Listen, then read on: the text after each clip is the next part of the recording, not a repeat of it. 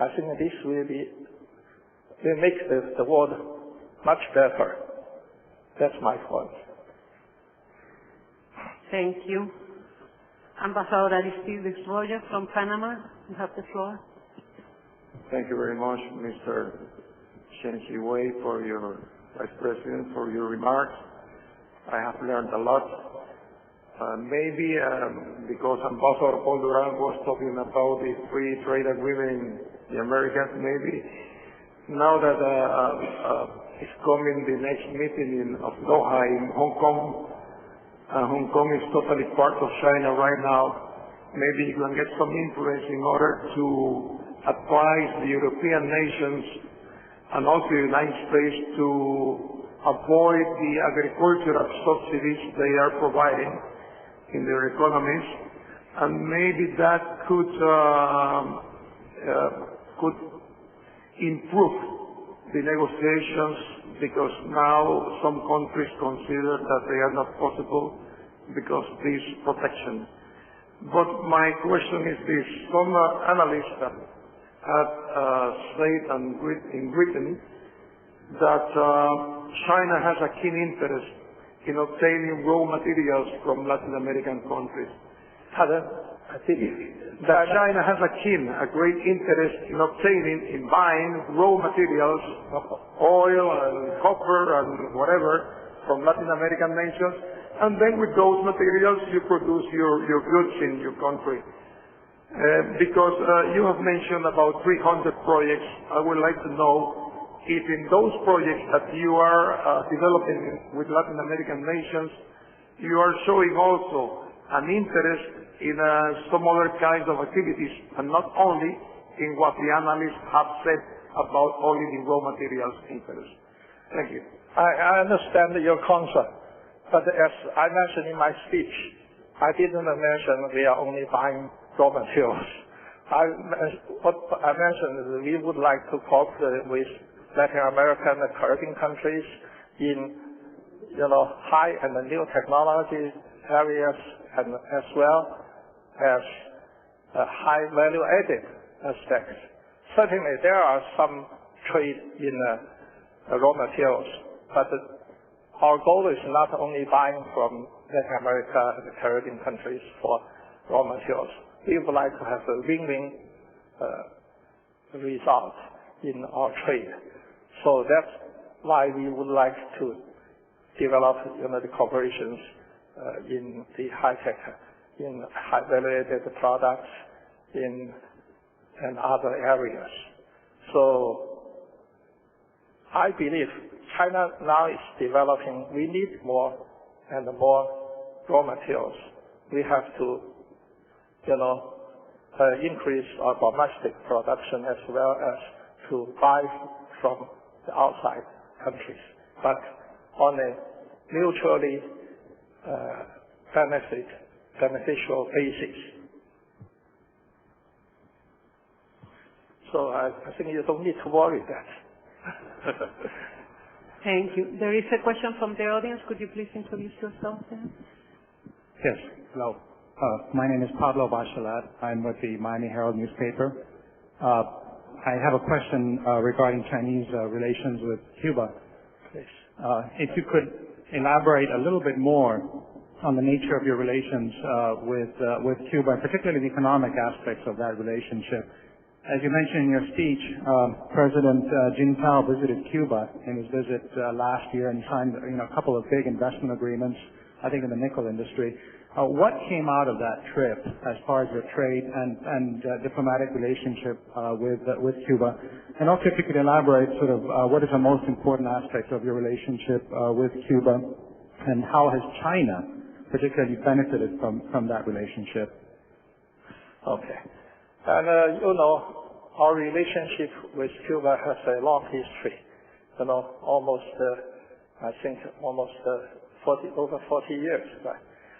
So the relations between China and Cuba, I think, is good at this time being, and we have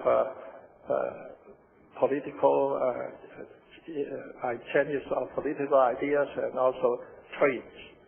But in general, we just highly respect our relationship with Cuba as well as with other Latin American and Caribbean countries. We would like to develop our relationship with all Latin American and Caribbean countries on a mutual beneficial and equal basis. Okay.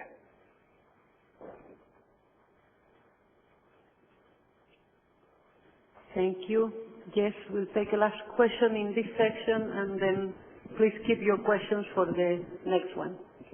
Francisco Gonzalez, Johns Hopkins University. Thank you very much for your words, Mr. Vice President. Many of the countries in Latin America have obviously benefited from increased trade with China. In particular, this is the case with Chile. You've mentioned this case several times, Brazil, Argentina. On the other hand, there are a series of countries which have suffered some costs, such as Mexico, Central America, in particular when it comes to manufacturing employment. The question is this: from your perspective, from the Chinese perspective, what could these countries do to jump into the bandwagon of Chinese great economic growth in order that they can also become winners? Thank you. Okay.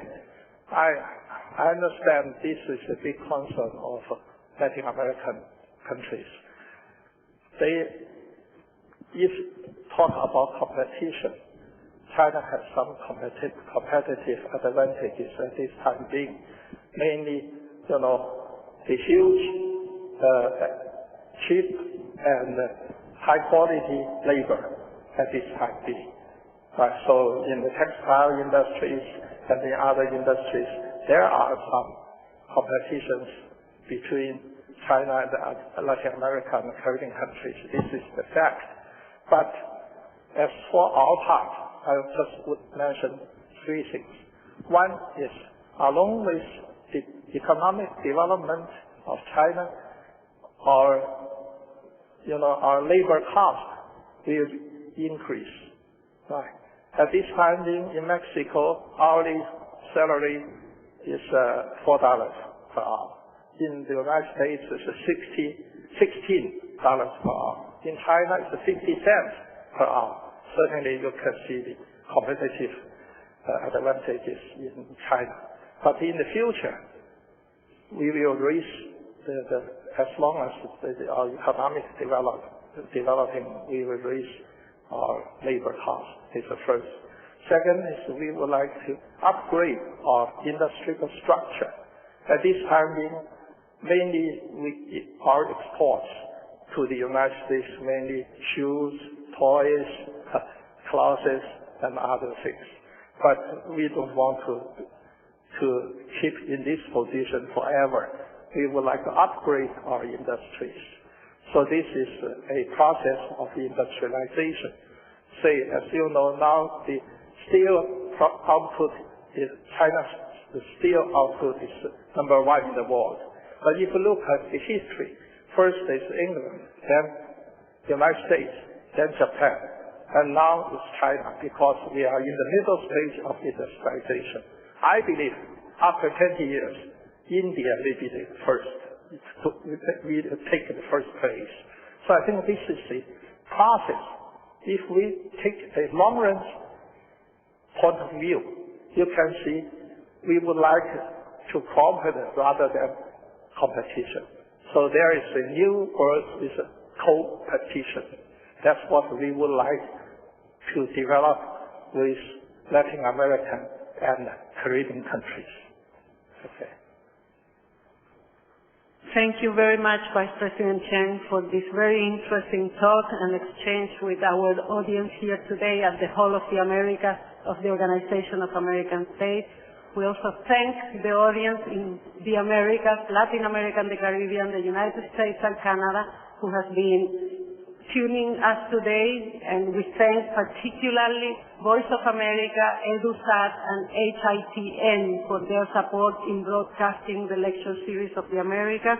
We also would like to take the opportunity to thank President José Antonio Chang and the University San Martín de Porres in Lima, Peru, for sponsoring the lecture series, as well as the government of the People's Republic of China and the Hellenic Republic for their support.